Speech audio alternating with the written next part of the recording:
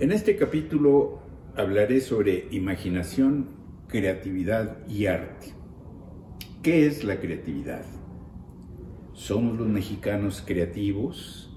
Y si lo somos, ¿por qué en actividades artísticas y artesanales nuestra actividad es superior en comparación a las áreas tecnocientíficas? Estas preguntas merecen contestarse y en parte la respuesta está en nuestros genes culturales. Empezaré por definir creatividad. En 1969, Frank Barrón la definió como una idea o producto que es ambos novedoso y original, que es útil y adaptativo en una o varias formas. Los mexicanos somos estéticamente creativos, entre otras cosas, porque nuestras afinidades artísticas y artesanales tienden a ser colectivas y están arraigadas en mitos o leyendas tradicionales que enriquecemos al nutrirlas subjetivamente con nuestras propias realidades. Pero además porque la comunicación entre mexicanos es quinta esencialmente emocional y el verdadero arte implica la comunicación de emociones sublimes. Podría decirse que como artistas, tanto en la plástica, en la arquitectura y la literatura, somos expresionistas porque proyectamos con emociones nuestras tradiciones indígenas, españolas y africanas. Esto corrobora el principio que el talento artístico tiene una disposición no solo cultural, sino probablemente genética en los dominios literales, musicales o plásticos, sin soslayar la influencia externa sobre nuestros pintores y arquitectos nacionalistas, por solo mencionar un ejemplo, pues es conocido que Gauguin influyó sobre Rivera, Ekman y Otto Dix sobre Orozco, Di Quirico, Bala y Carra sobre Siqueiros y el Bauhaus sobre Luis Barragán. Influencias todas que son palpables. Otra característica importante es nuestro acervo de cultura tradicional que está en nuestros cuentos. Los mexicanos somos buenos cuentistas y tenemos nuestro Rulfo, como los peruanos tienen a Vargas Llosa, los argentinos a Borges, los uruguayos a Onetti y los americanos a Fitzgerald y Hemingway. Como Onetti, Borges y Rulfo, nuestra creatividad para los cuentos ocurre en el plano onírico, donde atisbamos los abismos que nos acechan, los demonios que nos habitan y las sombras que surgen de repente para hacernos huir o pelear con esos monstruos imaginarios que llevamos dentro.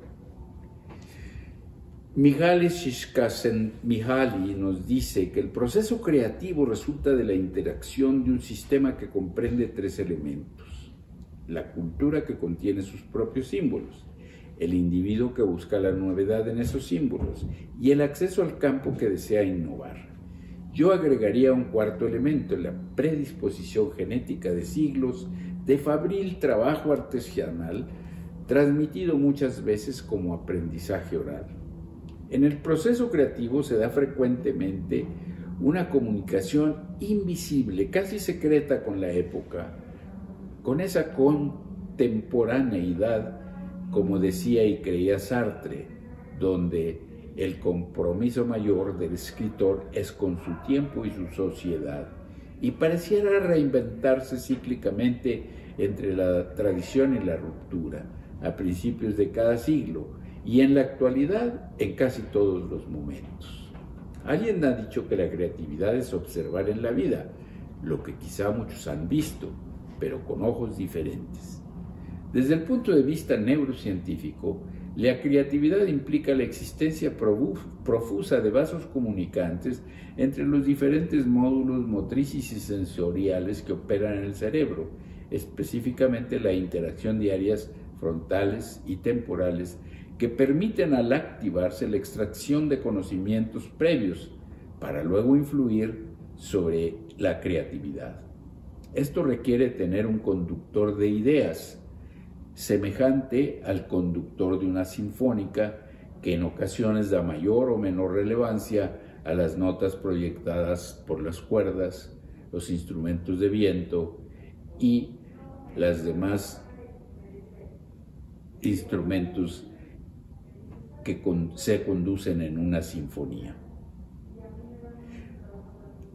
Este conductor de ideas, que se localiza en la corteza orbitofrontal, que yace en la parte inferior del lóbulo frontal por encima del techo de las órbitas, de ahí su nombre, es de gran importancia para ensamblar todos esos aspectos del proceso creativo. Antes de avanzar es necesario despejar 3 mitos sobre el proceso creativo, tanto artístico como científico, que derivan de un tronco común. El primer mito es que ocurre en solitario y requiere, como alguien ha dicho, de las mejores páginas de la literatura, ser macerada por los humores solitarios de la noche. La creatividad frecuentemente requiere de sociabilidad, de conversaciones en donde las ideas surgen como globos aerostáticos que se lanzan a los terrenos no cartografiados de la troposfera virtual de nuestra imaginación, o como electrones que saltan de una órbita a otra del átomo para generar un nuevo elemento. De cualquier manera, como dijo Ramón y Cajal, el hombre es un ser social cuya inteligencia exige para excitarse del rumor de la colmena. El segundo mito es que siempre hay una especie de algoritmo críptico llamado inspiración que nos lleva en un camino ascendente y muchas veces inconsciente para lograr un descubrimiento, tratando de encontrar una nueva evidencia para explicar un viejo problema, lo cual solo es parcialmente cierto en ciencia, como el famoso Ahad o el Eureka de Arquímedes. Otras veces se utilizan analogías que al mezclarlas con experiencias personales se tejen en una explicación plausible. Esta habilidad actúa como motor de búsqueda en la región medio frontal e implica lo que se llama flexibilidad cognitiva, que se da en el ajuste de curvas propositivas y la comparación de estas con datos obtenidos por la investigación y avalados por la experiencia. Si entre las naciones geografía es destino, entre los individuos experiencia tiende a ser destino. De esto surge una especie de ley empírica que nos conduce a inferir tesis científicas en donde el elemento central puede ser inconsciente y funciona en términos de ensayo y error. Ken Robinson dice en su libro Finding Your Element: si tú no estás preparado para fallar, tú no estás listo para ser creativo. Finalmente, el tercer mito se refiere a la asociación entre la psicopatología y la genialidad, que la estudiaremos al final, al centro de la cual está la pregunta: ¿son los descubrimientos geniales debido a la enfermedad mental de ciertos individuos al pensar fuera de la caja, o la creatividad ocurre en ciertos casos a pesar de su enfermedad, como Van Gogh, que fue epiléptico, Dostoyevsky, que también lo fue, y Nietzsche, que fue esquizofrénico? Este último, autor de la teoría del equilibrio, falleció en el 2015 a los 83 años en un accidente automovilístico, y quizá el gran público no se hubiera enterado de su existencia de no ser por la magnífica película Mente Brillante. A ello se puede aplicar la frase de "Sometimes the most effective way to help change and innovation is out to run the antibodies of corporate entropy and ask the hardest questions".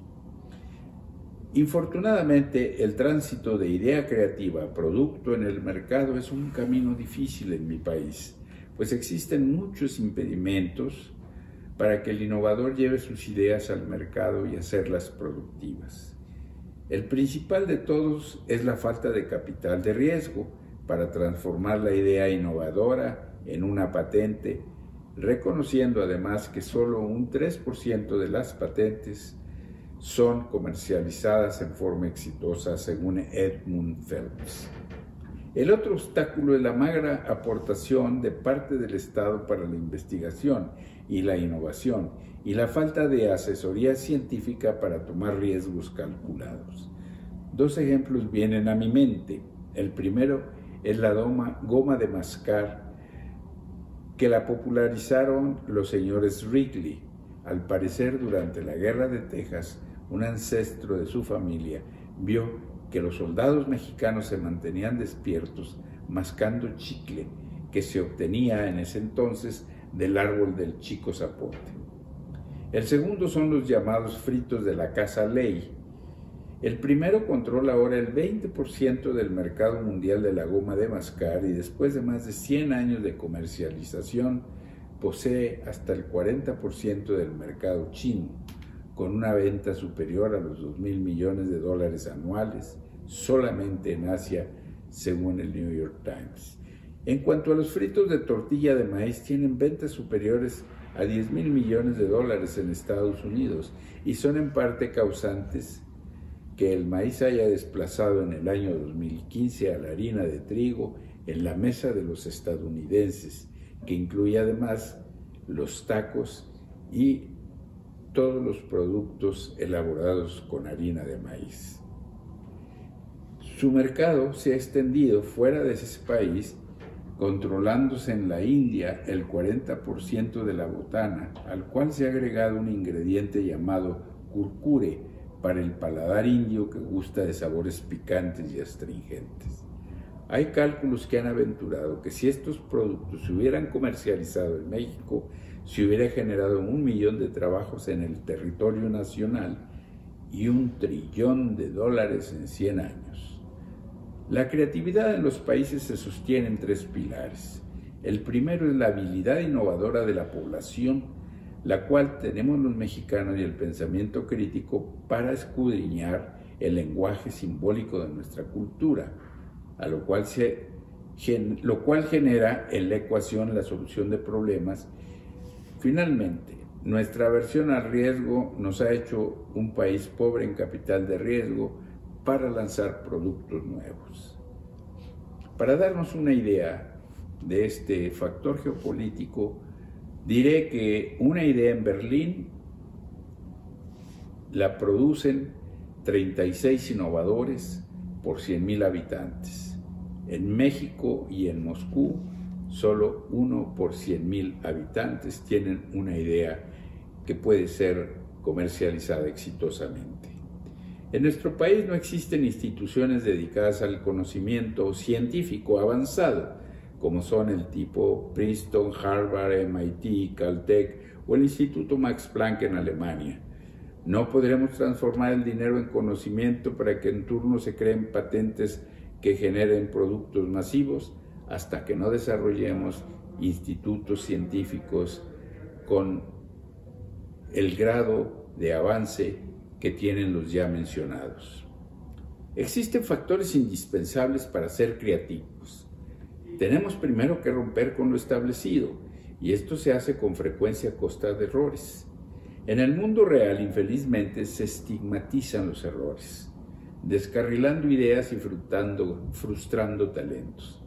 Ramón y Cajal también lo dijo: ¿cuántos talentos se pierden en el olvido como los cauces de los ríos en el mar por falta de educación y estímulo?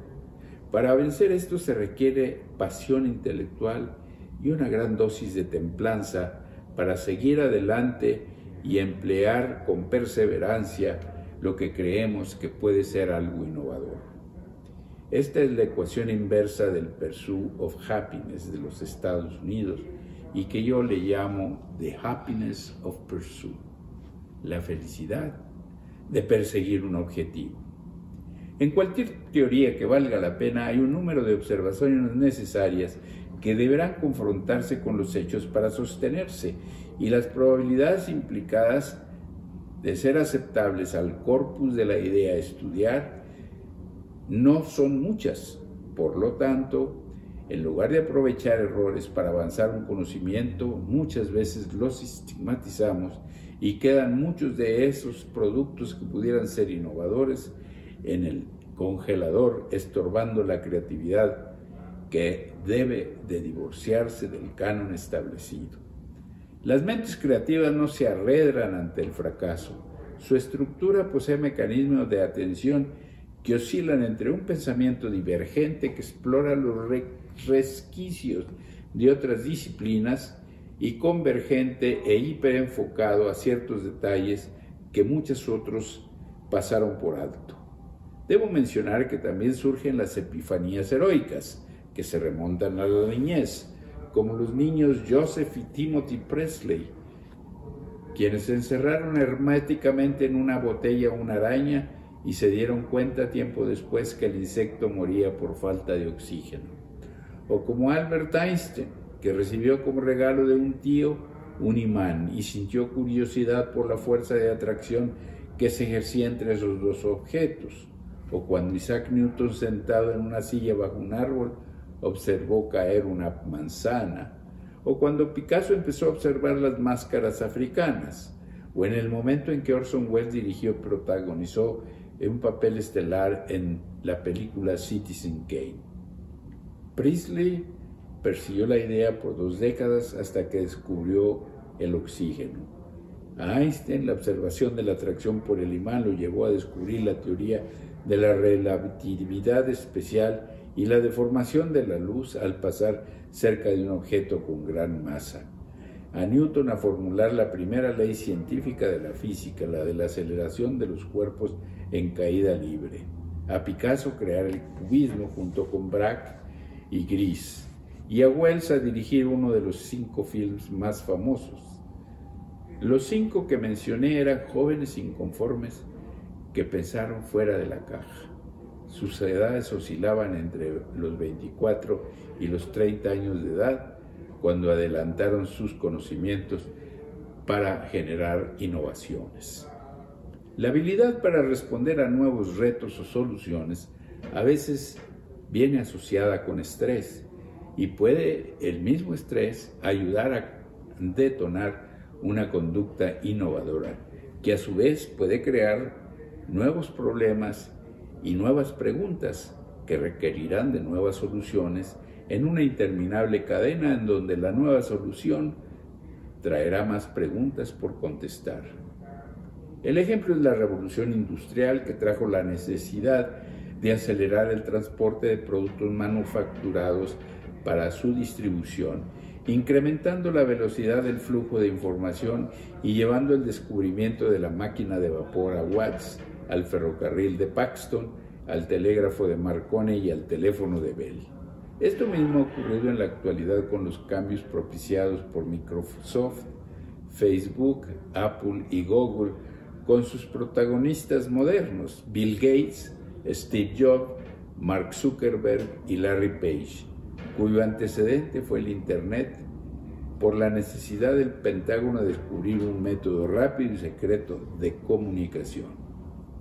En China estamos observando una revolución aparte de la económica que va en paralelo con la urbanización y es lo que se llama la segunda generación de chinos que crecieron ya con holgura y satisfactores que sus padres ni siquiera soñaron y menos conocieron, lo cual ha permitido que surja una clase emprendedora que ha creado negocios como Alibaba y China, que en un solo día la primera vendió 2.1 billones de dólares y la segunda 9.8 billones de dólares.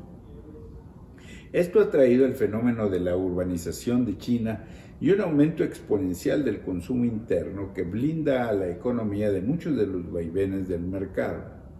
Me percaté en 1989 que fui a China, que tenía 18 áreas conurbadas de más de 1 millón de habitantes. En esa ocasión fui invitado para atender una cumbre en Beijing sobre las urbes más populosas del planeta.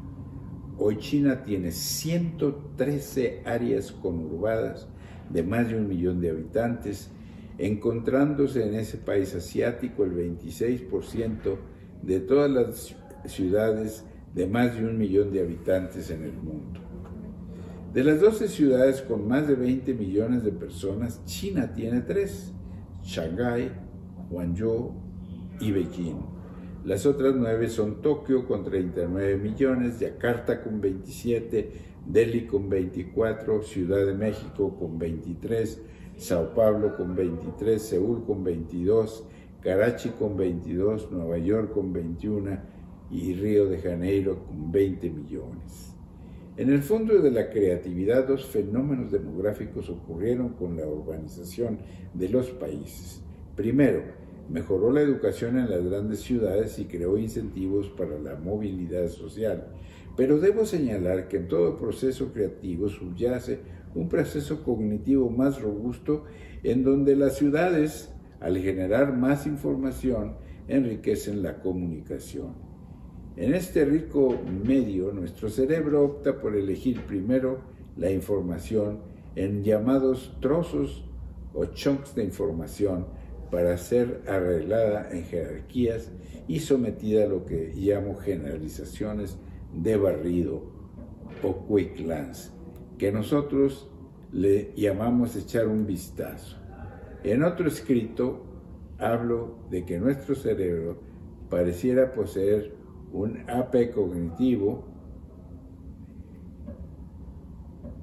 que mediante vasos comunicantes que representan circuitos neuronales ordena y jerarquiza la información. De aquí se pasa a las abstracciones hiperenfocadas que llamo barriendo en las esquinas, sweeping in the corners, que resulta de escudriñar un nuevo conocimiento en resquicios de la mente que son lugares de confluencia de diferentes disciplinas, tomando prestado algo conocido, con lo cual podríamos explicar lo desconocido para llevarlo al estrato superior de la conciencia. Un ejemplo viene a mi memoria y fue relatado por Watson, en donde después de atender en una conferencia de metalurgia en la Universidad de Cambridge, una conferencia que le valió pensar fuera de la caja al ver cómo crecen los cristales en estructuras de fierro, que lo hacen como hélices. Ese conocimiento lo pasó al ADN que estudiaba junto con Crick y les valió el descubrimiento final de la doble hélice y el Premio Nobel de Medicina. Esta explicación comparte con la metaforicidad un elemento importante, que es la hiperconectividad que ocurre en la sinestesia, que supone un hiperconexionismo cerebral. La sinestesia ocurre cuando al estimularse un órgano sensorial se gatilla una percepción en otro u otros sentidos. Por ejemplo, un sinestésico puede ver colores cuando escucha un sonido o una voz emitiendo una frase. Al mismo tiempo comprende la frase, pero perciben un color. Es la manera que se supone como un estímulo dispara más de una percepción sensorial relacionada con predisposiciones genéticas para activar neuronas y neurotransmisores. Se supone que un 2% de los humanos somos sinestésicos. Esto es resultado de la hiperconectividad neuronal y en dicha hiperconexión actúan circuitos neuronales como switches que utilizan un neurotransmisor inhibitorio, el ácido gamma aminobutírico. Algo semejante ocurre con la producción de metáforas. En este último caso, en lugar de ser solo anatómica o estructuralmente, la creatividad se apoya en metáforas y se auxilia de ese hiperconexionismo que es dinámico, permitiendo conectar módulos sensoriales de dominio diferente. En estos casos, las neuronas GABAérgicas de la corteza motora prefrontal, al ser inhibidas, disminuyen su actividad y neuronas serotoninérgicas de las áreas corticales y visuales que tienden a aumentarla. Es en ese balance donde la hiperconectividad neuronal enciende y apaga los switches que compiten en un proceso analógico o de sinestesia según el caso. Entre los sinestésicos famosos están Picasso, Kandinsky y otros que utilizaron para avanzar sus ideas de la metáfora icónica. Picasso, con su idea de perspectiva conceptual llevada a un plano de 2 dimensiones utilizando las máscaras africanas, y Kandinsky, un abogado, economista y etnógrafo que se convirtió en uno de los padres del arte moderno junto con Roberto y Sonia Delaunay. Lanzó en 1911 su Manifiesto del Arte Moderno. Su primera pintura, Impresión 2, de este género, fue inspirada por música que le envió su amigo Schönberg, el padre de la música atonal, que es otra metáfora conceptual del sonido sin melodía. Kandinsky abandonó su posición de profesor de Derecho después de asistir a la exposición de impresionistas en Moscú en 1895 para trasladarse primero a París y después a Weimar, donde colaboraría con el arquitecto Walter Gropius. Mies van der Rohe y Leo Feininger en la famosa escuela de arquitectura del siglo XX, el Bauhaus. Sabemos por muchos estudiosos y expertos que la arquitectura es metáfora sólida tridimensional, un estilo que tiene un mapa o representación mental que va desde el clásico estilo griego con sus variantes jónicas y dóricas hasta el gótico de copete con agujas y de copete plano, el barroco y el churrigueresco, terminando con el modernismo de Le Corbusier, de Frank Lloyd Wright, de Louis Kahn, de Buckminster Fuller, de Antonio Gaudí, de Moisés Zadfi y de Renzo Kahn. Todos con una especial, y de Renzo Piano y de Alvar Aalto, todos ellos con un especial talento para representar mentalmente objetos en tercera dimensión que requieren de un dinámico y robusto lóbulo parietal para hacer giros mentales en los planos de las dimensiones de un objeto. En el momento creativo es frecuente que se transite del foco especializado de un conocimiento a la fuga o escape de una solución novedosa para ese problema que se focalizó y que termina en una generalización que es universalmente aceptada. Davidson, en su libro The Nature of Insight, postuló en el 2014 que la inspiración puede provenir de introspección no consciente. Siguiendo al psicólogo canadiense de origen lituano Endel Tulving, podríamos decir que se puede basar en la captación inesperada de una pista que evoca un trazo en la memoria episódica que deviene de encontrar la analogía con el problema analizado. Según Davidson, el llamado insightful thinking tiene 4 pasos. Primero, selective choosing of information, es decir, seleccionar la información adecuada. Segundo, selective encoding, es decir, codificarla selectivamente. Tercero, selective comparison, es decir, compararla selectivamente. Y cuarto, la combinación de todos. Yo agregaría taxonomic selectivity, que va más allá de la comparación. Antes de continuar, describiré una anécdota al respecto. Yassy Yazargil, profesor asociado de la Universidad de Zúrich, cuando el doctor Hugo Krahenbuhl era el director del programa en 1972, decidió contarnos el origen de algunas de sus innovaciones en la forma de instrumentos para operar el cerebro con el microscopio. En la noche, nos cuenta, recostado en su cama, se percató lo poco iluminado del cuarto y salió a comprar una de esas lámparas que se fijan en el respaldo de la cama.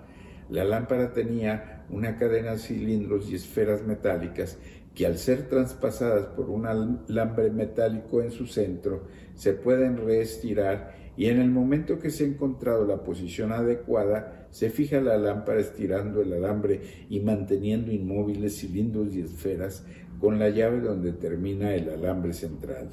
Después de regresar a Zúrich, recordó que ese adminículo y diseño pudiera ser suficiente para tratar de innovar el sistema de fijación para operar cerebro, atornillando dicho adminículo a un lado de la mesa de operaciones, y dotándolo de agarraderas metálicas para que se adapten a las muñecas o instrumentos y permitan mantener dentro del área operativa una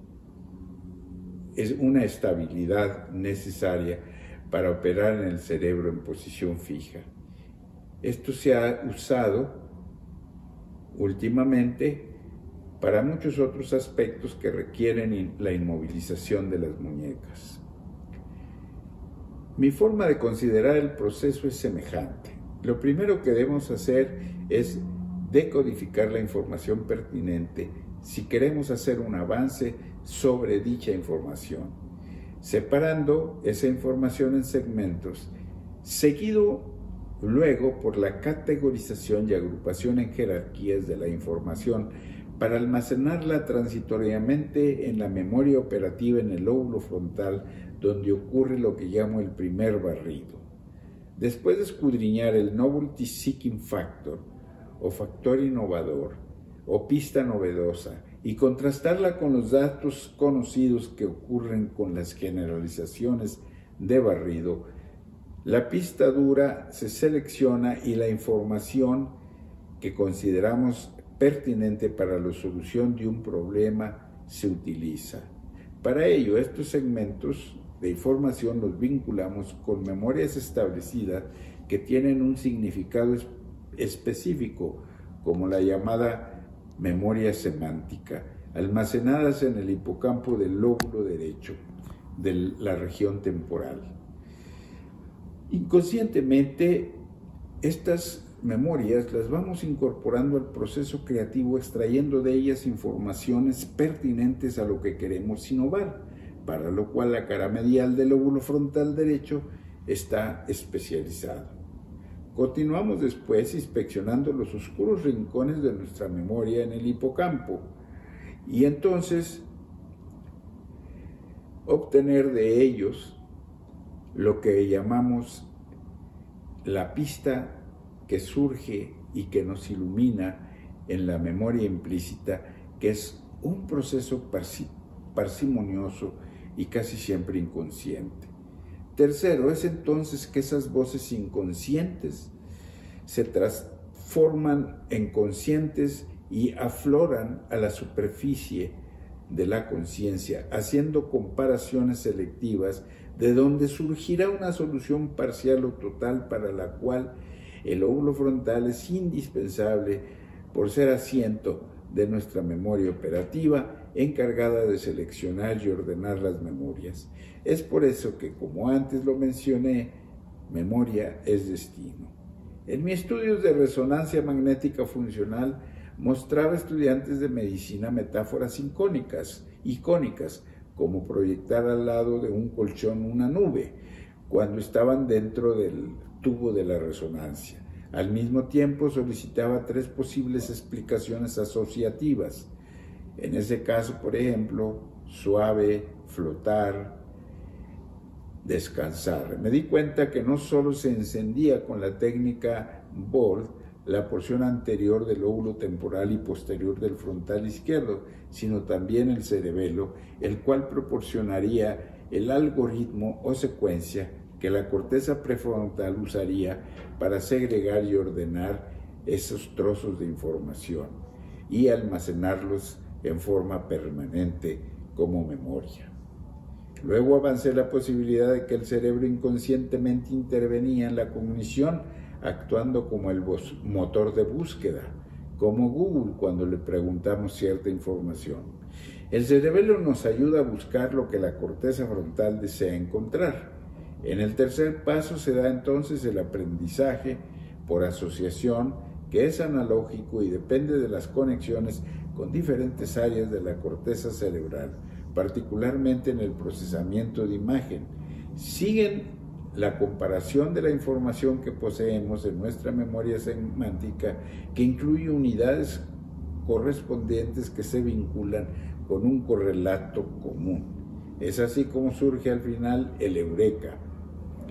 Hace un siglo, Bertrand Russell estableció su cuarto postulado sobre la filosofía de la ciencia y creatividad y dijo: Cuando varios eventos complejos que tienen la misma estructura se agrupan alrededor de un centro, generalmente todos comparten líneas causales cuyo origen es el evento central que tiene a su vez la misma estructura.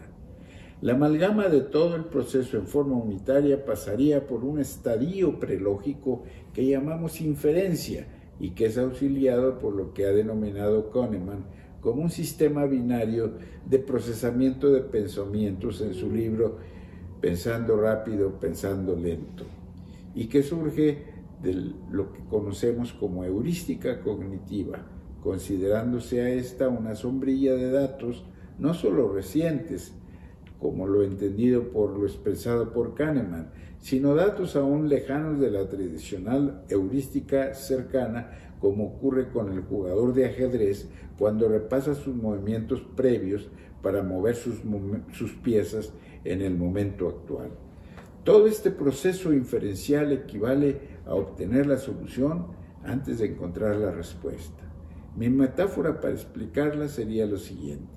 Supongamos que diariamente paso a la vera de un río camino a casa. En la orilla hay piedras de todo tamaño y día a día voy juntando las semejantes para depositarlas en el patio de mi casa que colinda con el río.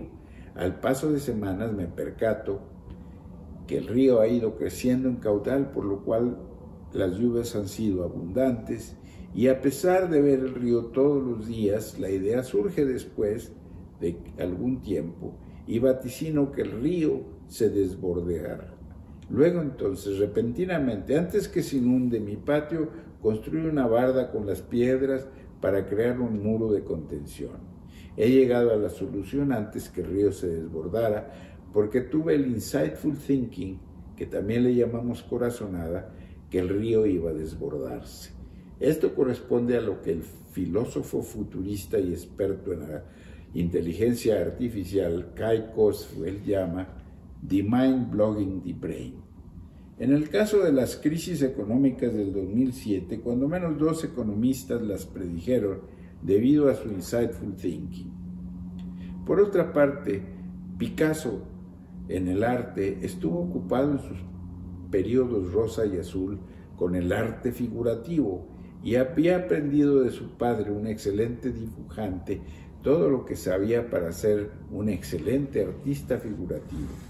Al llegar a París, procedente de España, en el final de la primera década del siglo XX, se dio cuenta que el mundo estaba cambiando vertiginosamente y en 1907, junto con Braque, creó el cubismo y con ello la vertiente del arte abstracto que es por todos admirado. De su primera propuesta se regresó al arte figurativo, a su periodo rosa, pintando arlequines, pero reculó para investir de nuevo como Miura con un primer cuadro cubista, Mujer seguida de las doncellas de Aviñón.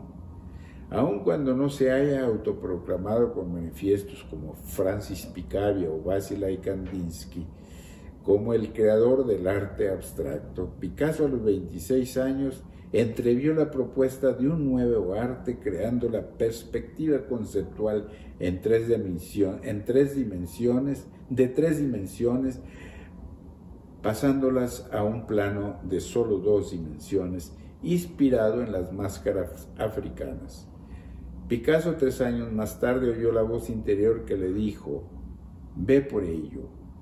El MoMA produjo una excelente exhibición a la cual asistí en diciembre del 2013, Inventing Abstract Art, con una cartografía de los movimientos artísticos que debería ser visitada por los amateurs como yo. He de mencionar otro extendido mito, que si a los 40 no se ha dado el salto del gran descubrimiento para una persona, su tiempo se ha agotado. Se han citado muchos ejemplos para reforzar esta premisa. Évariste Galois, uno de los brillantes matemáticos de Francia, a los 20 años había hecho grandes aportaciones a las matemáticas y hubiera aportado más si no hubiera fallecido en un insensato duelo de honor. Pauli predijo a los 25 años la existencia de la antimateria y creó el principio de exclusión que lleva su nombre.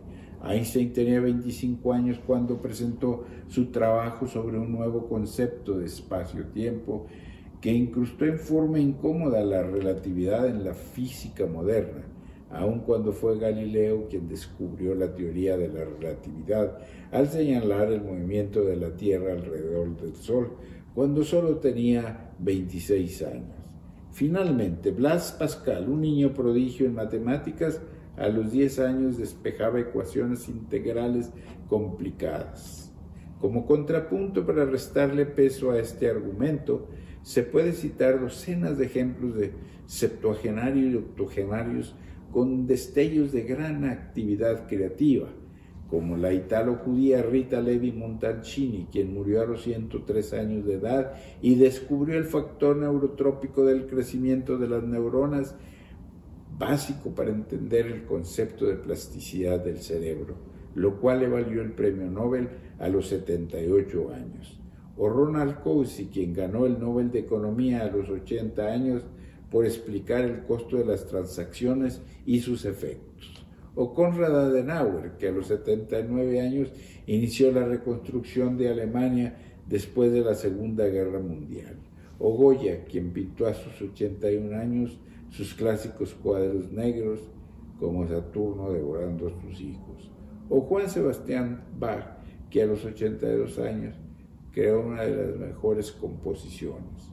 O Verdi, que a los 75 compuso su última ópera, y primera en el género cómico u ópera bufa, llamada Flagstaff. O Vargas Llosa, que a los 73 años ganó el Nobel de Literatura.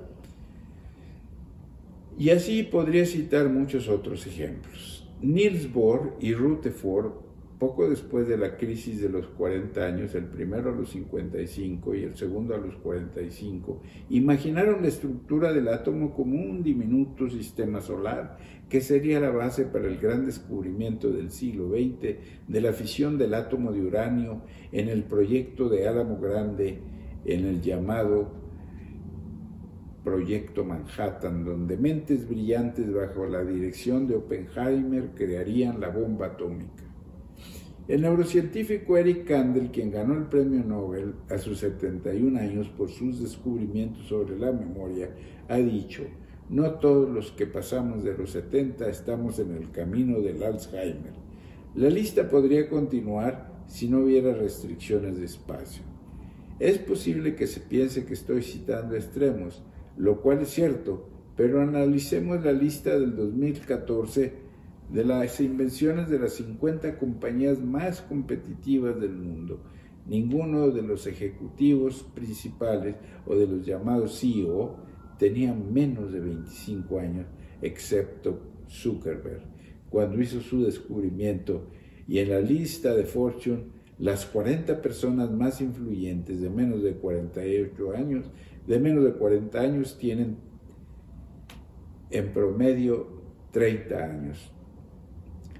El 66% tiene 35 años y el 38% son estadounidenses, el 16% chinos y el 8% europeos. Los siguientes países contribuyeron con el 2%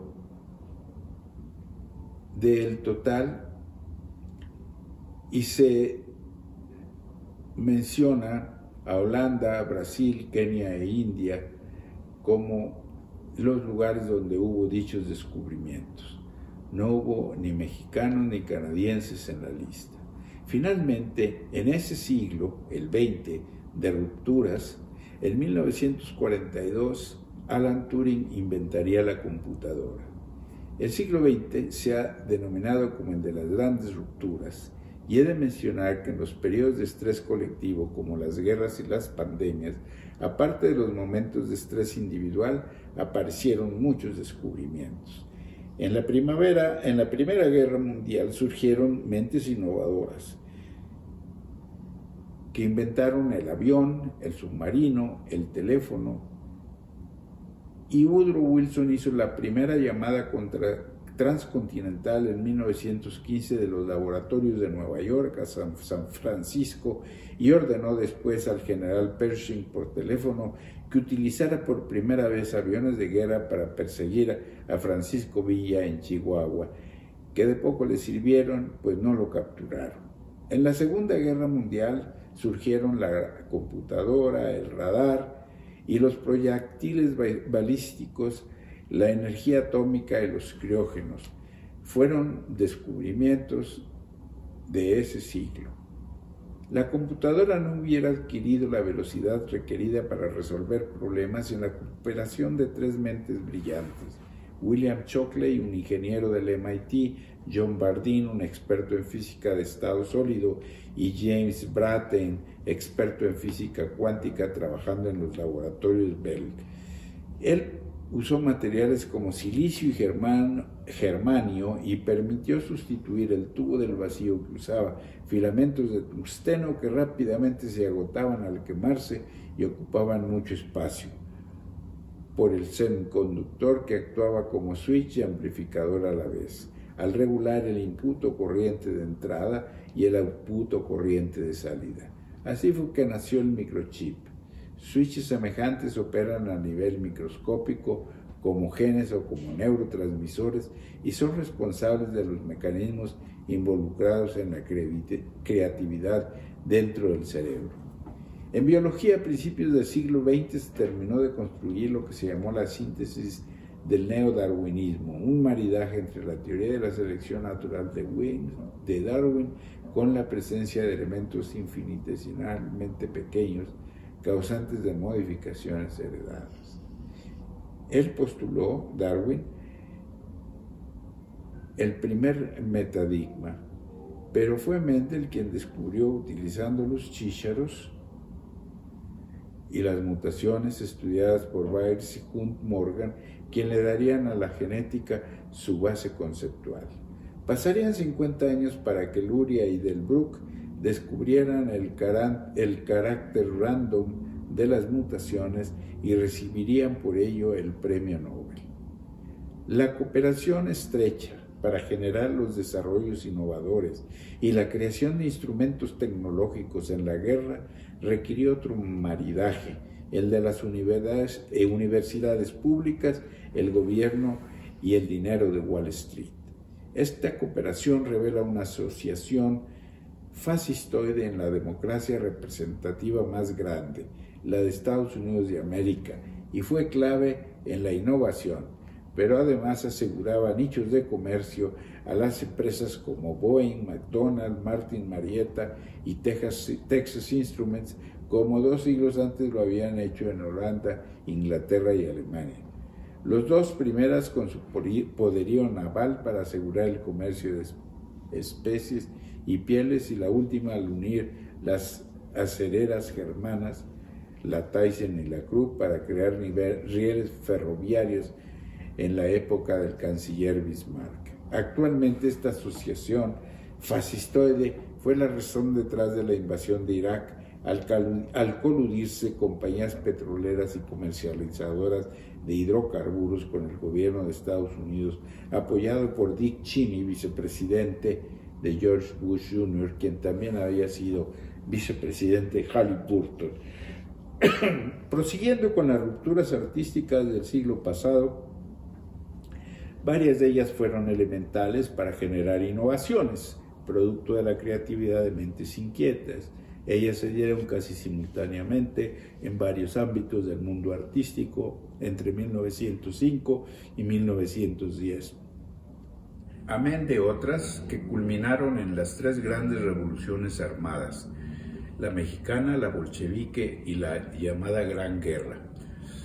Surgió además una gran revolución técnica científica que empezó con la teoría de la relatividad especial de Albert Einstein en 1905, asestándole un golpe demoledor a nuestra visión del universo al desconstruir la física convencional, agregándole una dimensión más, la del tiempo, y llegando a demostrar con la teoría de la relatividad general en 1915 que tiempo y espacio eran uno solo, que se curvaban por el efecto de la gravedad manifestada por la masa de cuerpos celestes. Al explicar estas novedades de la física a los artistas, el matemático Maurice Prinzet Ansel y A. D. Axel influyeron sobre los abstraccionistas como Braque, Picasso, Gris, Duchamp y Leguer, quienes serían exponentes del cubismo. Las otras rupturas artísticas ocurrieron con los futuristas como Carra, Boccioni y Bala, y los surrealistas como Magritte, Dalí, Miró, Chagall, y modernistas como Beckmann, Dix, Kirchner, Picabia y Kandinsky. En 1914, Henry Ford inventaría la línea de ensamble para la fabricación del modelo T, que redujo el tiempo de 1 día y medio a 1 hora y media por automóvil para así iniciar una producción mundial que fue poco a poco invadiendo todos los mercados. Ese mismo año, por vez primera, se usarían aviones con fines militares. En 1926 aparecería la primera película Silente di Torrent, una adaptación de la obra del escritor valenciano Blasco Ibáñez, titulada en español Entre Naranjos, con Greta Gustafsson, conocida como Greta Garbo, la Divina, y 9 meses después, Werner Heisenberg publicaría su primera versión del Principio de Incertidumbre en 1927 y seguiría el estructuralismo, producto de conversaciones entre el antropólogo francés Claude Lévi-Strauss y el lingüista ruso Roman Jakobson en 1927. Lo significativo de las revoluciones artísticas fue sin duda el ingreso de un nuevo concepto a la plástica, el arte abstracto. Este se dio con el rompimiento de siglos de arte figurativo que se había agotado con el academicismo, pues era difícil recrear figuras más bellas, naturales y sensibles que las de William Bouguereau o las de Karl Bloch, y además las representaciones de la realidad fueron sustituidas por la cámara fotográfica y el cine. En otra exposición del MoMA que tuve oportunidad de asistir en 2012, se hizo más que evidente cómo a partir de la figura de una mujer de Pablo Picasso se sucedieron rápidamente las de Wassily Kandinsky, las de Sonia Delaunay, la de Francis Picabia. En este caso, Sonia Delaunay se autodeclaró la creadora del abstraccionismo con su propio manifiesto. En el libro The Art as a Mathematician, Amir Axel relata que en una ocasión invitó a viajar en su automóvil a Claude Debussy, Guillaume Apollinaire, y en el camino se bajaron a comer en un hostal donde se embriagaron, surgiendo de ahí la nueva idea del arte abstracto. Casi al mismo tiempo, Nijinsky, la pareja homosexual del empresario ruso Sergei Diaghilev, sorprendería a París con los ballets Rousseau, e Isidora Duncan inventaba la danza moderna. Por otro lado, Arnold Schoenberg, la música atonal, y los hermanos Lumière perfeccionaban el cine, siendo la fotografía la que cambiaría su interés, y de retratar rostros y escenas se enfocaba a objetos como lo haría en México y en París Álvarez Bravo, cuya exposición disfruté en el Museo Jean de Paume en 2014. El arte se enfocaría a las masas y, por decirlo de una manera, se democratizaría, y objetos como el escandaloso urinal de Duchamp y la lata de sopa Campbell de Rockwell se volvieron los nuevos íconos de la modernidad pictórica. Emil Durkheim, en 1901, con su libro Politics and the State, argumentaba sobre lo que se conocería como el capitalismo salvaje, producto del capital desregulado. El mismo año, Thomas Mann publicaba Buddenbrooks, The Decline of a Family, y en 1921 John Maynard Keynes daría a luz su tratado sobre las relaciones de las probabilidades con la economía, y en 1928 nacía la antología del poeta estridencista Maple Sarce. Todos, excepto Arce, formaron parte de la diáspora judía que emigró a América: Polanyi, Kandinsky, Chagall, Malevich. Si regresamos en la historia 33.000 años, podríamos observar las pinturas rupestres cuando se iniciaron en el sur de Francia, que se encuentran en las cavernas de Chauvet. También nos percataríamos que el Homo sapiens se dio cuenta que podía evocar en una imagen reconocible su propio mundo. Se encontraron en paredes de esas cavernas cuadrúpedos como el bisonte y el caballo, aves como el búho, pero también trazos de líneas, puntas y curvas que daban una impresión simbólica incipiente de ese mundo recreado en imágenes de donde surgiría la escritura que se plasmó en otros objetos como las líneas de la escultura de marfil del Paleolítico o los vasos de cobre ornamentados con líneas paralelas y oblicuas en la cultura del Bacín del Danubio. Es probable que esas líneas fueran un código de talladores a cazadores que desarrollaron las pinturas rupestres para indicar aspectos de la caza o de la recolección de frutos, o que representaban de una manera matemática primitiva ciertos momentos en donde entraban a ser almacenados los granos o ser juntados en hatos el ganado.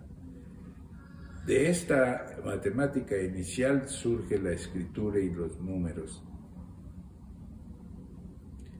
Cabe mencionar que los diagramas que son usados para entender conceptos son representaciones simbólicas que no requieren de lenguaje, haciendo plausible que un símbolo universal fuera la piedra Rosetta, de donde se desprendieron la escritura y probablemente el primer sistema digital escrito. Estos símbolos aparecieron hace 4 milenios antes de nuestra era, en la ciudad de Susa, en el Medio Oriente, y otros semejantes se han encontrado en Sumeria, no lejos de la escritura cuneiforme encontrada en Ebla y en Jericó, en tabletas de barro datadas de más de 5.000 años, y probablemente relacionadas con el origen de los números que surgieron con la agricultura intensiva, encontrándose también en la cultura de las cuevas de Mugara, al norte de Bulgaria, 2.000 años antes que en Sumer. Los grifos encontrados en un monumento religioso al sur de Turquía, en Göbekli Tepe, son los más antiguos y datan del 9º milenio antes de Cristo.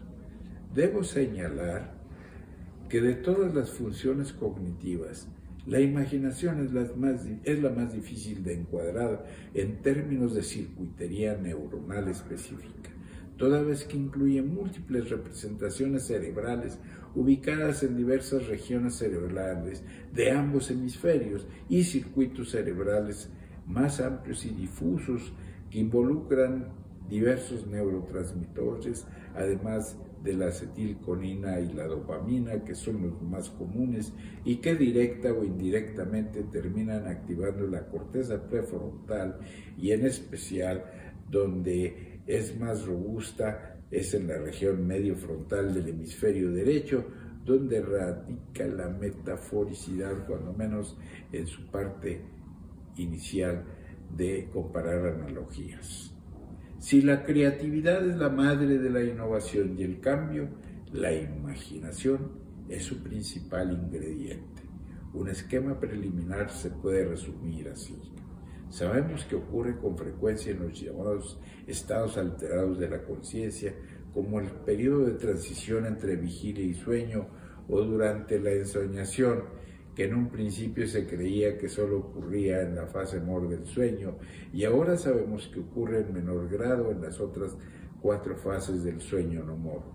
Nos faltan asideros para cartografiar, como en el caso de las emociones, a la creatividad, pues los circuitos que las componen involucran a la corteza premotor. Debo considerar además dentro de todo este esquema al cerebelo, al lóbulo frontal y a la porción anterior del lóbulo temporal. Los detalles son imprecisos, para esta circuitería que involucra las llamadas funciones cognitivas superiores. Sabemos que participan vías dopaminérgicas en el proceso creativo, que viajan hacia y de la neocorteza, y en esta se ha asociado al menos con 8 zonas corticales que corresponden en el hemisferio izquierdo a las áreas de Brodmann, la 11, la 39, y bilateralmente a las áreas 18 y 19 de la corteza occipital, y las áreas 38, 21, 24 y 32, que son circuitos que parecen hacer una especie de bypass a los ganglios basales en esta comunicación córtico-subcortical. Otras conexiones incluyen los sistemas noradrenérgicos, acetilcolinérgicos y serotoninérgicos, y su interacción es bastante compleja. Sospecho que al no requerir ingreso de información del exterior, que siempre es distractora y propicia pensamiento divergente, la imaginación como producto alambicado que destila muchos circuitos cerebrales termina como la cereza marinada sobre el pastel de la inteligencia, al cual se construye con los ingredientes, de la información aportada. Pero no debemos confundirnos, la imaginación no es un ornamento. La definición estándar de la imaginación es que es un proceso mental activo mediante el cual los humanos reviven sensaciones e imágenes en presencia o no de estímulos externos. Para Paul Bloom, psicólogo de Yale, la imaginación es una meta-representación, es decir, una representación acerca de una representación, y agrega: el placer de la imaginación existe porque ha secuestrado los sistemas mentales que han sido diseñados para el placer real. Para mí la imaginación es una evocación con auxilio sin él de ingresos no específicos de inputs sensoriales, pero con la intervención obligada de memorias previas que se interconectan, produciendo a voluntad una narrativa necesariamente virtual. El ingrediente predominante de la imaginación es sin duda la memoria, que se intersecta con frecuencia en el proceso imaginativo, pero no siempre con la narrativa autobiográfica. Por eso imaginar es lo contrario de enfocar a la atención, es decir, dejar a la mente que divague y explore los resquicios del arcón de recuerdos para desempolvar memorias, lo cual se hace con frecuencia entre el orto y ocaso de la conciencia o en la propia actividad del sueño. Imaginar es quitarle restricciones al pensamiento real, es disengaging oneself de la realidad y ver qué tan lejos podemos llevar esa meta-realidad. Eduardo de Bono, en Parallel Thinking, nos habla de la creatividad como el más importante de todos los recursos del ser humano, y agrega: sin creatividad el mundo no lograría progreso y nosotros estaríamos repitiendo para siempre los mismos patrones de actividad. Para el neuropsicólogo Mihaly Csikszentmihalyi, la creatividad está relacionada con lo que llama flow o flujo, donde la atención es concertada para lograr un objetivo, desatendiendo el resto y logrando a través de la intención generar un estado emocional especial donde todo fluye con soltura y facilidad. Él define 9 pasos para lograrlo. Uno de ellos es disengaging, o sea, desvincularse, y el otro es control. La imaginación y creatividad forman parte del proceso conducente a la innovación y al cambio, para lo cual la libertad es otro ingrediente fundamental. En el mexicano, el peso de sus tradiciones ha frenado los cambios, anclándonos por 500 años a mitos originales, atreviéndome a decir que su creatividad pusiera ser más plural en lo artístico si no siguiera obsesionado con el fardo cultural de su pasado, que utiliza como identidad y ha sido la base de un nacionalismo trasnochado. Es por eso que nuestro arte mira por el espejo retrovisor de la historia a un pasado muchas veces idílico e inexistente. Aquí arribamos a un primer aspecto de la imaginación, la creatividad, que es su originalidad o novelty seeking. Es por eso importante no estigmatizar los errores, porque podemos aniquilar un proceso creativo en evolución que en no pocas ocasiones ha sido la antesala de la innovación. No olvidemos que las personas que han hecho algo que realmente vale la pena, no es infrecuente que reciban las más activas y acerbas críticas, muchas veces despiadadas. La imaginación es una de las funciones superiores que hasta donde sé no existen en los animales e implica procesamientos espaciales que incluyen, como toda función cognitiva nueva, que las últimas adquisiciones evolutivas del cerebro que se encuentran ubicadas en el telencéfalo se puedan de alguna manera jerarquizar en 3 porciones: la corteza cerebral de reciente adquisición o neocorteza, el cuerpo estriado y las porciones laterales de los lóbulos cerebrales, de los lóbulos del cerebelo. Este desarrollo se inicia tardíamente en los reptiles, arribándose a su máximo estadio en los mamíferos y particularmente llegando a su culminación en el Homo sapiens. La creatividad es hasta cierto punto dependiente de la imaginación, pero guarda dependencia de las percepciones sensoriales, no solo de la imaginación, y requiere de un repertorio de memorias robusto. Finalmente, su capacidad de ser generada intrínsecamente sin un código que pueda definir los signos o símbolos de su críptico lenguaje es asombroso. Lo anterior trae implícito primero, el pensamiento cuando busca solucionar un problema y se concentra, es decir, se hiperenfoca gracias a la atención que es el gatekeeper de la conciencia. Al enfocarse este pensamiento trata de prescindir de la realidad exterior o diferir su incorporación para un mejor momento. Esto puede ocurrir en un estado de vigilia o hiperalerta. Es indispensable para que ocurra la abstracción dicho estado de hiperalerta. Segundo, actúa tratando de aislar un objeto o idea de sus propiedades de vecindad, sacándola de esas perturbadores adláteres. Y tercero, estableciendo una asociación metafórica, muchas veces inconsciente, pero relacionada con lo que queremos imaginar.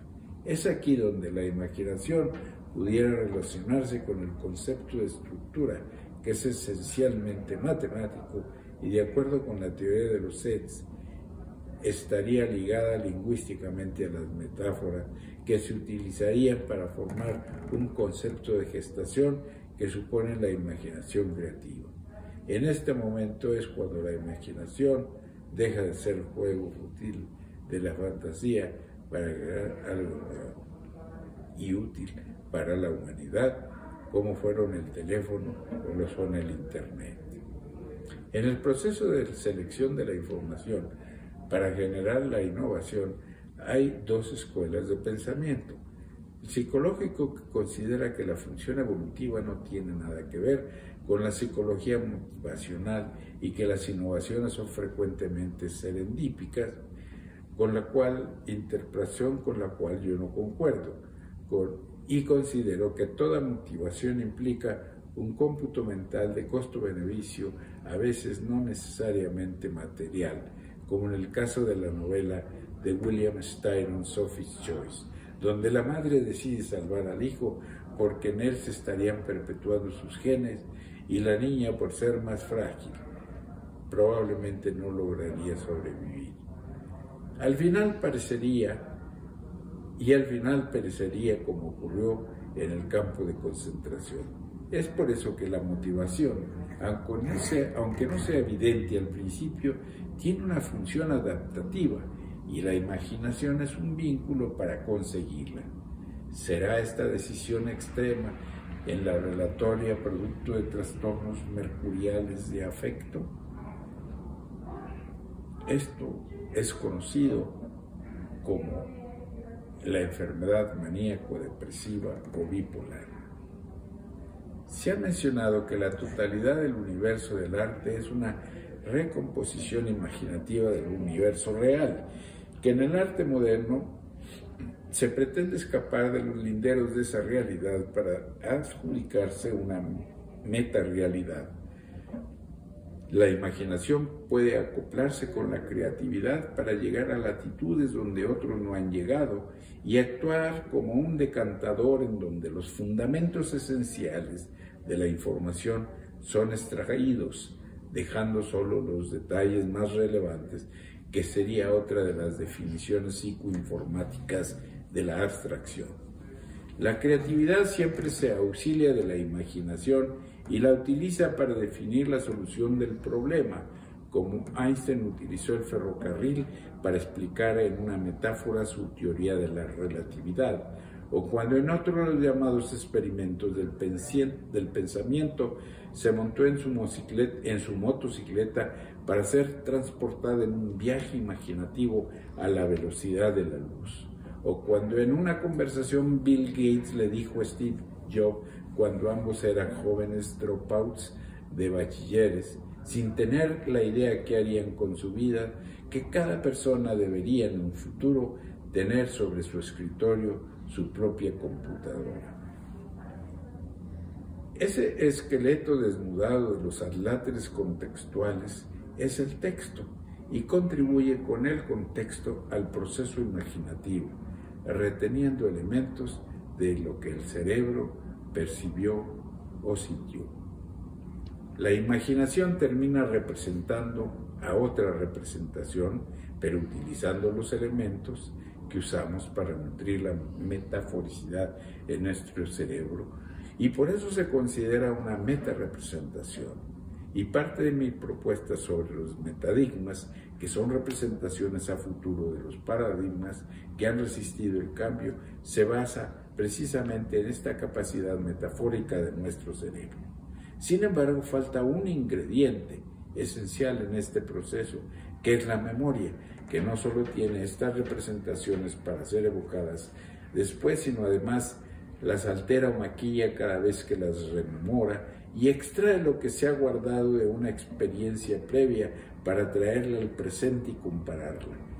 Este en sí es un proceso muy complejo y aquí lo simplifico y se relaciona con la densidad y variedad de la información que almacenamos en nuestro cerebro y en esto que llamo la piscina informativa que se encuentra en nuestra experiencia y nuestra memoria implícita, de la cual echamos mano para obtener referencias y las semejanzas de dichas referencias.